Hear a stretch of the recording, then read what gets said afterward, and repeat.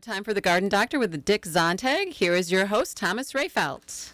Oh, thank you so much. The following is a paid program. The views and opinions expressed are solely that of Jones Garden Center, not WBV, ESPN, nor Good Karma Brands. But we are so excited. This is day two of our second show of the Garden Doctor, taking your calls. 887-9595 is our talk text line. Of course, you can also call in 885-4446. Dick, it is great to see you again in the studio. Yeah, a little cool this morning, but spring is coming and it's time to get a lot of things going. And I thought we'd talk a little bit this morning about winter pruning.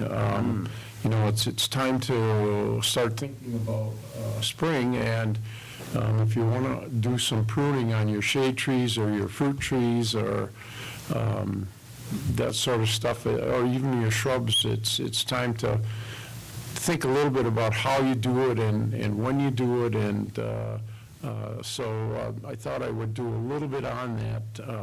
I have got a video on the website about pruning, but some of the things you got to remember is that if you're pruning any kind of shrubs, if your shrubs blossom before the 1st of July, you want to prune them after they get done flowering, because if you're pruning them now, you're cutting your flowers. That would be lilacs, mock oranges, things like that. But with things like fruit trees, you want to do it while they're still dormant. And with apples and most of the fruit trees, what you want to do is thin it out so that you've got a lot of space between branches so that they're not rubbing each other. The principle is you should be able to throw a cap through the tree when it's dormant. So keeping the height down, if you want to if you've planted dwarf or semi-dwarf trees, the height should be maybe 15 to 18 feet high, and then you prune everything above that off because you want to keep the tree smaller. Then you want 3 to 5 scaffold branches that come kind of horizontally off the trunk. And you can do that pruning, that shaping of the tree when it's younger. When it's older, it's kind of hard to do, but when you have a young tree, you can get that horizontal branching. And the reason you do that is because if you have vertical branching, if the angle is too small between the trunk and the tree, when you get a heavy load of fruit, it puts too much pressure on the crotch of the tree, and sometimes will even break the tree apart. So you want horizontal branching on fruit trees. You want to keep the leader, cut the leader out, and then get 3 to 5 scaffold branches going out from the tree.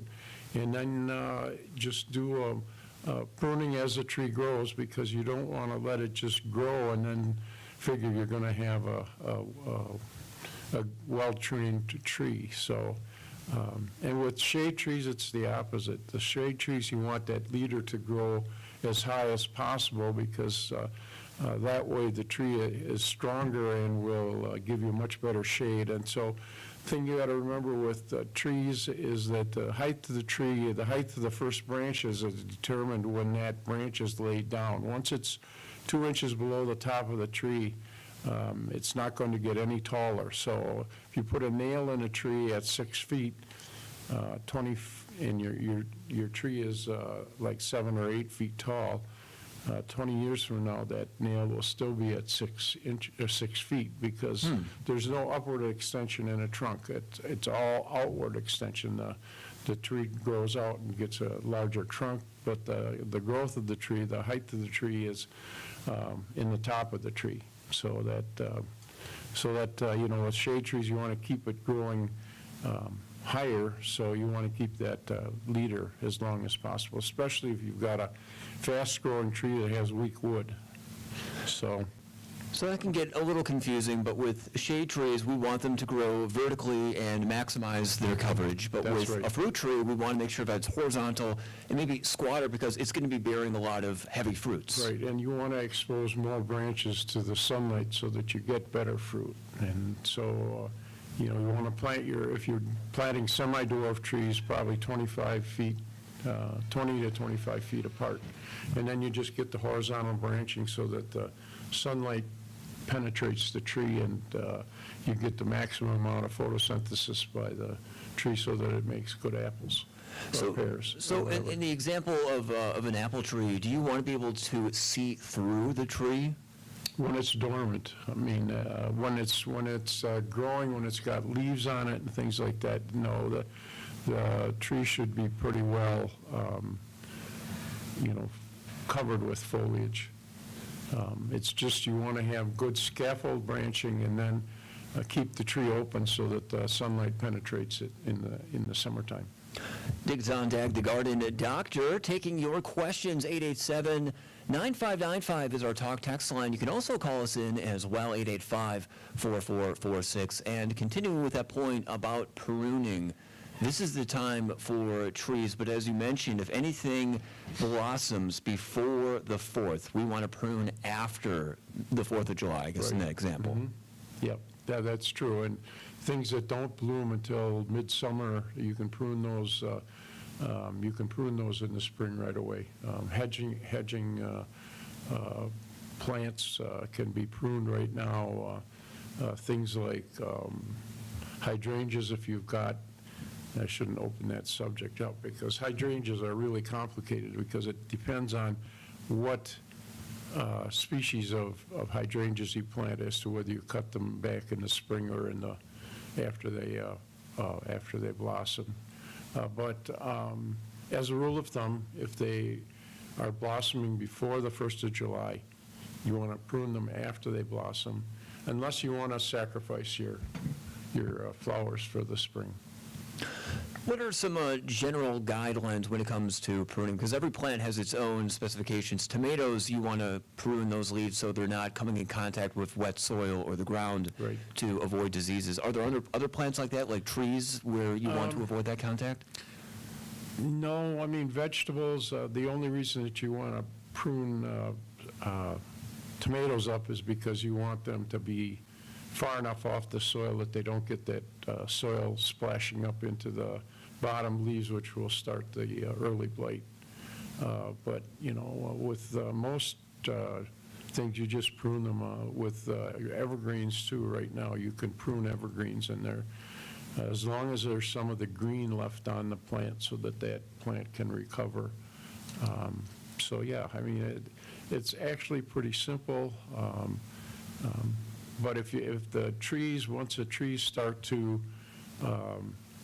move, the buds start to break and the tree starts to flower, then you have to wait until after the tree hardens off a little bit, and then you can prune probably middle of July. You want to wait until after that because they bleed pretty significantly because the sap is going back up into the trees.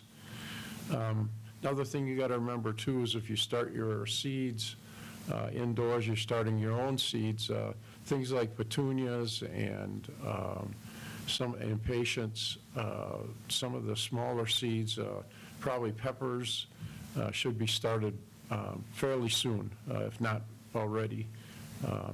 And there again, I always recommend when I go out talking that people have a notebook when they keep track of when they start things, when they plant them out. If they're too small, then you start them a little earlier. If they're too big, they should be started a little later. Now, I can tell you when we start things in the greenhouse, but in the greenhouse you have optimum conditions for growing plants, and in a home situation, you usually only have morning, afternoon, or high noon sunlight from coming through the windows, and the temperatures in the house are usually lower than they are in the greenhouse, and humidity is lower, and so the growing conditions are poorer in a home condition, and so it may take a little bit longer for those plants to grow and to become ready to plant outside. The other thing you got to remember in a home situation, because you don't have optimum light and growing conditions, you want to not over-fertilize. You want to grow the plants a little farther apart so that they don't start to stretch. And if they do start to stretch, then you pinch them back. What do you mean by that, about the plants starting to stretch? They get, the distance between the leaves gets larger and larger, and so instead of having a tomato that's at 6 inches when you plant it out, it may be 9 inches or a foot high with the same number of branches. That inner stem gets farther apart, and that's caused by over-fertilization, planting things too close together. So there again, it's a notebook thing. You want to keep track of, when those plants are in their optimum, and then you back off. If they're too tall, if they're too spindly, you want to start them later. If they're not big enough, then you start them earlier. And over a couple of years, you can get exactly when you want to start your seedlings. Dick Zondag, the garden doctor, taking your questions, and I have quite a few questions because I was able to stop by the Randolph store on Saturday. Okay. And I don't know if you know this, but I am totally clueless about planting. So, Okay. But let's go to our call right now and say, good morning, caller. What is your question for the garden doctor?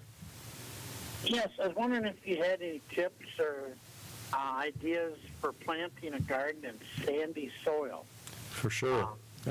We don't seem to have too good of crops, or they just don't grow. Well, the problem with sandy soil is that the water disappears really, really fast. It dries out really, really fast, and the other problem is that the sand does not hold nutrients. The nutrients, the nitrogen, phosphorus, and potassium that it takes to grow plants. And so with a sandy soil, what you want to do is you want to add a lot of organic matter, compost, cow manure, chicken manure, things like that, probably 4 to 6 inches even. And leaves in the fall, you want to add those. And that way you build up the organic matter in the soil, and that way the nutrients have a spot to get stuck to, so that when a plant starts to grow, the nutrients are there. Where if you just got a sandy soil, the nutrients just leach through, and they're not there.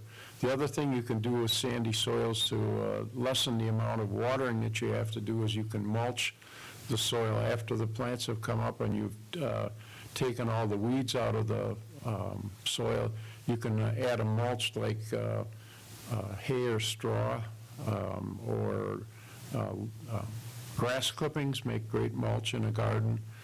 Anything that's organic, and you wait until the plants are up, and then you clean up the soil, and then you put the mulch on it. And the mulch tends to hold the moisture in the ground for a longer period of time. And then as that organic mulch breaks down, it adds organic matter to the soil. And over a year or two, you can really build up a soil. In fact, if we didn't have a silt loam, if I had my choice of a soil, I would like to have a sandy loam soil, because then you've got the conditions that you don't have to worry about overwatering, because the water moves through fast, and yet it has the organic matter in the soil that will keep the nutrients there. And then by following organic gardening principles, by composting your grass clippings, composting your leaves in the fall, composting your kitchen scraps, and adding that to the soil in the springtime, that will build up that sandy soil so that you'll have a beautiful garden. Thank you so much for the call. I believe we have another call on the line for the garden doctor. Let's go back to the phones and say good morning. What is your question today? Dick? Yes. Hey, I got two questions. One is I got to get a Christmas cactus repotted. Is there anything that I need to do special to that, or No. can I just use potting soil? Yeah, Right? what I would do is probably get how big a pot is it in right now? No, it's probably in a 12-inch pot right now already. The cactus is pretty old. Okay, so what you want to do is, if you want to keep it in the same size pot, what I would do is knock it out of the pot, and then just take a knife or a hatchet to it and cut it in half or cut it in quarters, Okay. and then repot it and fertilize it, and away it'll go. Okay. So all the 4 of the quarters, put in each one of them in a different pot? Yep, each Is that one what in you a different pot. Yep. Okay. You All right. won't And then hurt I've got it one at other- all. Okay, I got one other question too. I planted my garlic last fall, and Okay. it should be coming up. I've got it covered with leaves, for over the winter and stuff. Sure. And grass clippings and whatever.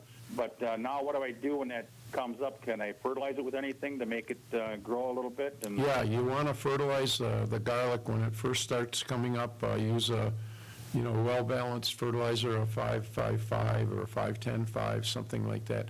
You want some phosphorus in it because that will promote the root growth. Some nitrogen in it because you want to get those tops growing. And I would do it as soon as the soil has thawed and excess moisture has moved through. Then just put some fertilizer along the row and work it into the top inch or two of soil, and that'll really get your garlic off to a good start. And maybe again, I would say probably in early July, again, you do that. And then when the first 4 or 5 leaves on the stem start to dry up, that means that your garlic is ready to go. Okay. Hey, I've got some of that 10-10-10 that I've got from you guys. Is that too much to put on there? No, but you wouldn't add as much 10-10-10 as you would with a 5-10-5 or a 5-10-10. No, 10-10-10 is a pretty hot fertilizer for gardens, but if you don't Just put it on go pretty light crazy around with it, it'll be Yeah. just fine. And last year, too, I bought some of that, I think it was called Algo or something like that liquid fertilizer. Okay. That mixed up with the Oh, water. Algo, yeah, the Algo Flash. Yeah, and the stuff I bought was 666, I think. Is that something that would be better than that granular stuff? Or? I think a little of each would work because the Alga Flash is readily available. It'll go right in. Maybe put it at the full strength that it tells you how to dilute it. Right. And then just water around the plants, and then maybe follow it up with 10-10-10 maybe a week later. Okay, so use the liquid stuff first and then a little bit of the granular. That's correct, yep. All right. Thanks, Dick. Yeah, thank you. Thank you so much for the questions. Before we head back to the phones, that first question about repotting and propagating the Christmas cactus, I noticed at Jung's that you have a special cactus soil. Is that what you would recommend for that? Actually, yeah, cactus soil is good because it has some sand and stuff in it, but you can make your own soil or you can use regular potting soil. Christmas cactus are not real particular about what kind of soil you use. They just kind of grow and I think probably it's one of the favorite plants of people that grow forever because they don't seem to go out of style, and they certainly are pretty at Christmas time. That they do, a little extra green. Well, if you have a question for the garden doctor, we can take your texts at 887-9595 or your calls at 885-4446. We're also streaming at dailydodge.com. So some things I noticed going to Jung's this Saturday, your service is incredibly friendly, and with someone like myself that has very little understanding of what I'm actually doing, it was quite helpful. I'm trying to start some seeds indoors, and I've wanted to start some sunflowers. Do I really need to start sunflowers No, indoors? sunflowers you can plant when the soil warms up, and they'll come up almost immediately. I mean, you can start them.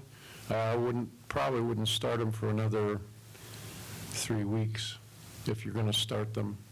Some of the ornamental sunflowers will blossom earlier if you start them, but as a rule of thumb, sunflowers have a large enough seed that they will start readily just planted directly in the soil.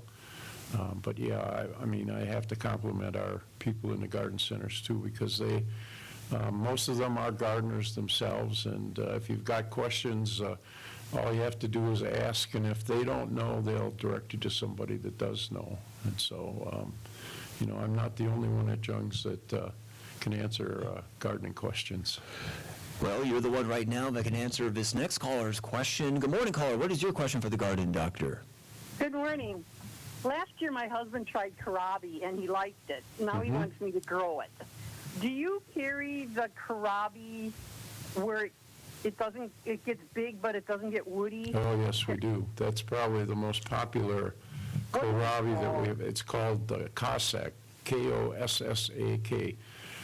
We've had people bring those kohlrabis in where they've been almost the size of a volleyball, and they're still just as, the normal, the Venetian kohlrabis, if you let them get much bigger than a tennis ball or maybe a little bit bigger than that, they start to get woody in the middle. But this Cossack variety, it's unbelievable how big you can grow them, and they still are just as good as the smaller ones. So yeah. Now, I don't have a garden in the ground. Can you grow them in a flower pot or? You can grow them container? you can grow them in a container. You can grow them in raised beds. Yeah, they're pretty easy to grow.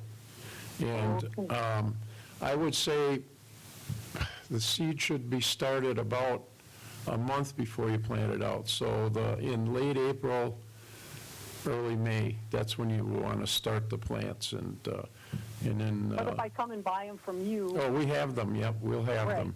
Yep. Because I was reading that it was like a cooler weather crop. Yes, it's a part of the cole crop family. That's broccoli, cauliflower, kohlrabi, Brussels sprouts. Those plants can stand a little bit of a frost once you plant them. So what I tell people if they're planting really, really early, even if it's the cole crops, is if you're going to have temperatures that go down below 30 degrees, just throw a blanket or an old sheet or a piece of plastic over the plants for the night. You know, maybe put a bamboo cane in so the plastic doesn't rust on top of the plant. But at those temperatures, it probably can get down to 25, and there's enough energy stored in the soil that the plants won't freeze. So When will you have them available to buy? I would say probably the end of April, first part of May. Okay. Yeah, we're starting a lot of stuff I was in the greenhouse this morning, and I was kind of in the way, so I had to leave. But they're seeding a lot of tomatoes. You know, we have a lot of customers down south, and we've got tomatoes growing already that we'll be shipping probably in another couple of weeks down south. And so, yeah, we'll have a good supply of vegetable plants and bedding plants and hanging baskets. The greenhouses Okay. are getting full of hanging baskets. I will be up to buy some. Okay. Thank you. Yeah, thank you for calling. Thank you so much for your question. Let's go back to the phones and say good morning. What's your question for the garden doctor? Hi, is that me? Yep. That's you. Okay. Can I grow Brussels sprouts in like a 5-gallon pail, or is there a science? They used to do super well in my garden. In the last few years, the plants would grow, but the sprouts themselves just never really got past barely marble size, and I don't know what I'm doing wrong. And Are you fertilizing them? we have, yes. Yeah. Don't fertilize them. What's Okay. happening is the plant is thinking, I've got enough nitrogen that I'm just going to keep growing and not put on those sprouts. So don't, in fact, what I would do if you've got a very fertile soil is work some leaves or some raw organic matter, or not grass clippings, because that has a lot of nitrogen in, straw or marsh hay or something like that, right in the area that you're planting those Brussels sprouts, so they're not quite as much nitrogen available, and they'll do much better. But yes, they are adaptable to containers. With Brussels sprouts, if you grow them in a container, what I would do is probably put a bamboo cane in the container to kind of give them support, because they do get very tall and would probably fall over in a container if they didn't have some kind of support. Okay, then I have another question then, because we take grass clippings, and once the plants are all up, I put it around everything, cabbage, Yep. Brussels sprouts. Are there other plants that probably I shouldn't be putting it around? No, I mean, if your garden is in a reasonable nutrient level, you don't really have to do much fertilizing. Grass clippings have a little bit of fertilizer in them, but they do make a great mulch, because they don't mat down, they cover the soil, they keep the weeds from growing, they keep the moisture in, and so grass clippings are really, really good mulch. Wonderful. Okay, thank you very much. Yep, thanks for calling. Thank you for the question. And that raises a good point about fertilizers, and certainly the type of fertilizer that we use, because it seemed like there that a nitrogen-based fertilizer was adding to the problem of the sprouts not sprouting. Right. Well, the problem is that when you have too much nitrogen in the soil, too much, the nitrogen is the nutrient that causes plant growth. It causes a lot of leaves to grow. And so if you've got too much nitrogen, those plants just kind of keep growing, and nitrogen will inhibit flowering and will inhibit different things in plants. And so you want to have nitrogen there because nitrogen causes the plants to grow, but you don't want to have too much nitrogen, because if you have too much nitrogen, it will delay the fruiting. Like with tomatoes, they really respond to nitrogen. You can get a 10-foot tomato if you can stake it that high, and you'll have very few tomatoes on it until late August, early September, where if it's planted in a just a reasonable soil that doesn't have too much nitrogen, and they'll be in fruit by the middle of July. So, with the garden, what I recommend with nitrogen fertilizer is that the number shouldn't be any higher than the other two numbers. In fact, with most plants, you want to have it a little bit lower. The only vegetables that I know of that you want high nitrogen soil are asparagus, because you're eating the vegetative part of the plant. You want it to grow like crazy because it's then putting nutrients or putting the carbohydrates back into the root system by growing vigorously. And onions like to have a little bit more nitrogen too, because they have a very limited root system, and so you have to have a few more nutrients in the soil area to get nice large onions. So if we have a fertilizer diet for our plants, whether it's synthetic or organic fertilizer, do we want to change that then throughout the life cycle of the plants? It depends on what you're growing. What I tell people with a general garden is if you do a soil sample and you find that the nutrients are at an adequate level by composting your leaves and stuff in the fall, and then adding your fertilizer to the compost pile, because then it will help decompose the leaves and things like that, and then it'll come back in an organic form. And then just adding that to your soil year after year will get you, will keep the plants in a great condition. And then all you have to do is watch the color of the leaves, because if the leaves are a nice dark green, you've got enough nutrients there. So most vegetables will be just fine if you get them into you get the soil into a relatively good nutrient levels, and then by doing the composting and adding that yearly, if the plants start to look a little yellow, then using a fertilizer, side dressing with a fertilizer will help them grow. And like I said, the only vegetables that you want to add extra nutrients is asparagus and onions. If your tomatoes are growing and they're nice dark green and they're looking fine, you don't have to fertilize them at all. Or nor do you have to do your legumes, the beans and the peas. If you have inoculated them with the nitrogen-fixing bacteria, that gives them enough nitrogen. And just keeping your soil in good shape by adding organic matter to it every year, it really, really does well.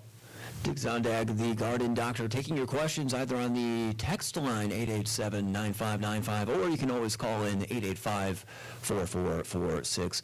Last week you mentioned, and I think it was kind of mentioned a little bit earlier in the program, that especially for tomatoes, but vegetables generally, having a raised bed, having a container, and you offer a lot of different options at Jones Garden Center. There are a lot of different things.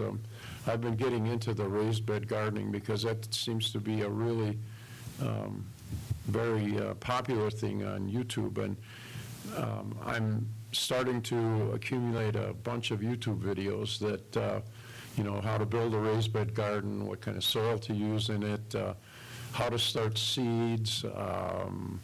We're going to be doing one on starting begonias and dahlias this week, and I actually did one about a half an hour, 45 minutes long on my favorite vegetable varieties. So if you're a beginning gardener, or even if you're an experienced gardener, if you go to that, I don't know that it's been released yet. I know Travis is working on it, but we'll have a YouTube with the vegetable varieties that I'd recommend from the Jung selections, and then a little bit about each vegetable. Like with the beans, you use the inoculant. With the kale and the cabbage and cauliflower and broccoli, talk a little bit about using Thuricide, BT. It's a bacteria that kills the cabbage loopers when they start eating the plant. And so there's a lot of neat tips in there on things that I do in my own garden, and things that can really help with the garden. And peppers, you put a few matchsticks in the ground, and that acidifies the soil, and peppers like to have a little more sour soil than the regular garden. So we're trying to get all kinds of things on YouTube. So, if you've got a question about a disease or an insect problem, or we're going to have a full year on roses, on different things, and that way you can go and watch what I do in my own garden and stuff. So it's becoming a really popular thing. I have to ask again, what were you planting this morning? Oh, are my fingernails that dirty again? I'm still jealous of you. If only my fingernails were dirty, but I bite them off. We grow some lavender for a couple of lavender farms, one in Baraboo and one in West Bend. We supply their plants for them, and we've got some rooted cuttings that I was transplanting into the containers that they're going to pick them up in a month and a half. And I'm starting some seeds, and I'd like to be in the greenhouse as much as possible, but it's not always possible. There was another selection of flowers that I found at Jung's at the Randolph store on Saturday, and that was the native flower mixes that you have. And you have the individual flowers if somebody's looking for a type of lily or whatever it may be, but I went for a deer deterrent mix, and when I was reading the back of the package, it said refrigerate for 6 to 8 weeks. How exactly does that work then for those native mixes? Those seeds, one of the things that has been built into a lot of the seeds that are native to Wisconsin is a dormancy period. In other words, the seed when the seed drops in the fall, when the seed matures and drops into the soil, there's a mechanism in the seeds that keeps it from germinating immediately, because if it germinates immediately, it would die in the wintertime because it wouldn't be ready for winter. So it's built in a sort of a dormancy period, and that dormancy is broken by cold weather. So when a seed is dropped in the fall and it takes up a little bit of moisture, and then it goes through the winter, so it has that long cold period. The inhibitors that keep it from germinating in the soil in the fall are degraded, and so then it's ready to germinate in the springtime. So it germinates at the right time. And a lot of the seeds that we put into those wildflower mixes, some of the seeds have that dormancy period, and it has to be a little bit moist, and then it has to be refrigerated for 6 to 8 weeks to degrade the inhibitors that keep the seeds from germinating. So after it's gone through that it sounds so ridiculous to say you have to refrigerate your seeds, but I understand now. But after that refrigeration period, would you just plant it right in the garden? What you do is, I'm assuming you want to do an area, not just a row. Right, yeah. So what you want to do is work up the soil in the area that you're going to be planting that seed. And then it's just a couple inches. It doesn't have to be very much. And then once it's worked up, then you just spread the seeds on top, and you rake the seeds so that they're incorporated into the soil, and then you compact the soil and water it so that the seeds start to germinate. And with those mixtures, those wildflower mixtures, don't expect to have a perfect wildflower area in 1 year. It takes usually 3-4 years to get the natural rotation of, plants coming up, producing seed, dropping it, to get into the cycle that it has to have. So if you get a lot of weeds coming up, take your lawnmower and set it really high and cut the weeds off, because most of those plants are low growing, and you won't hurt it by mowing it. Where if you don't mow it and you've got a lot of weeds growing in that area, they're going to choke those plants out. Well, gardening is nothing but a test of patience, so that... It's patience, but like vegetables, say your peppers and tomatoes and eggplant and peas and beans, they have no dormancy. And so they germinate right away. They're native to areas where they don't have to have, they don't have cold temperatures. And so that dormancy period is not built into the seed. The only seeds that I know of that have some kind of dormancy as far as vegetables and the domestic flowers. There are some flowers that have to have a dark period for a while, but it's very few. And if you read the packet instructions on how to germinate something, it'll tell you on there that they have to be in the dark for a certain amount of time, or they have to have light for a certain amount of time to germinate. So 885-4446 is our number if you have a question for the garden doctor. I believe we do have a caller on the line. Let's say good morning. What is your question today? Hi, I assume from what was said that grass clippings are good to put around tomato plants as well? yes, yeah. Oh, The only okay. problem, the only time you wouldn't want to use grass clippings as a mulch on anything, actually, is if you've treated your lawn for weeds. So if you put on a weed and feed, you want to compost that grass clippings before you put them on, because especially with tomatoes, it would kill the tomatoes. If you put weed and feed on your lawn and then you cut it and put the grass clippings around it. But if you're just fertilizing the lawn and getting it growing, Well, that's what great. if we have a yard service that sprays the lawn regularly, If you have them 4 doing, times a year or something? yeah, if you have them doing herbicide treatments for weeds in the lawn, don't use them in your garden. At least don't Okay. use the fresh clippings in the garden. You can compost them and use them next year as organic matter in the soil, but especially with tomatoes, they're very susceptible to herbicides, and the herbicides that kill the weeds in your lawn will also kill the tomatoes and some of the other vegetables that you put them around. Okay, I'm glad you clarified that. Thank you. Okay? Uh-huh. Thanks for your call. Those herbicides most likely being a broadleaf killer, Yeah. and the tomato being Tomato a is a broadleaf. broadleaf, yep. Aha!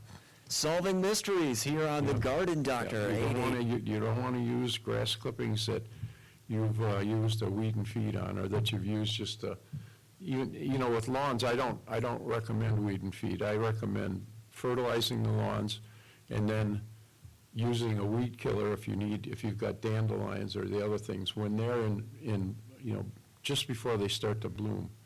Because if you put a weed and feed on too early, it degrades before the weeds start to come up. And the same way with crabgrass killer. Crabgrass killer is a germination inhibitor. It inhibits the crabgrass from germinating.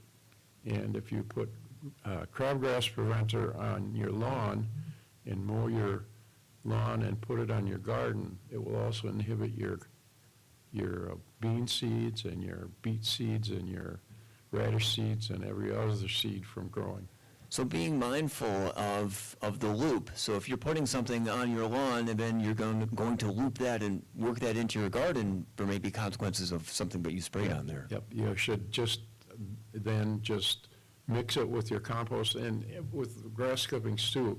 Grass clippings have too much nitrogen in it to just put them in a compost pile by themselves. They just get kind of, what would you say, greasy. They get kind of musty. If you're going to compost grass clippings, you should mix them with some organic, some raw organic matter like hay or straw or leaves from last year. And they do a great job of adding the nutrients to break down that stuff. But if you're just putting grass clippings in a pile, they get kind of musty. What is your preferred source of mulch? I like marsh hay because marsh hay doesn't have the weed seed in it that would germinate in a normal garden.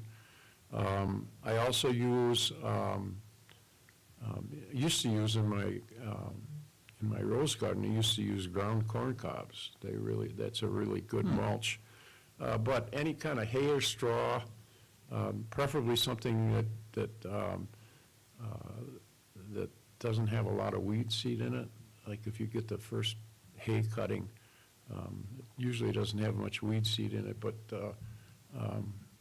yeah, in the same way with manure, you want well composted manure. So, and I've used that or compost, the compost that you had in your compost bin. If it's done and you don't need to add it to your garden, you can use it for a mulch in your garden too. Well, Dick, we are nearing the last minute or so of this show. I have so many more questions that we'll have to wait for next week. Same time, same place, right here on 95.3. What are the hours for Jones? Okay, well, we want to, and I want to, people have been asking about the Bare Root Room. The Bare Root Room opens March 31st in Randolph, so you can mark that on your calendar. The store hours in Randolph are 10 to 4 right now, but at that time they will go 8 to 5 Monday through Friday, and then Saturday 8 to 4. Not open on Sundays, of course, in Randolph. And the other store hours, which would be Madison, the 3 stores in the Madison area, Stoughton, Stevens Point, and Appleton, the store hours are 10 to 5 Monday through Friday, 10 to 4 on Saturday and Sunday. Dick Zondag, thank you so much for joining us. Thank you. That will do it for The Garden Doctor. The following was a paid program. The views and opinions expressed are solely that of Jung's Garden Center, not WBEV, ESPN, nor Good Karma Brands.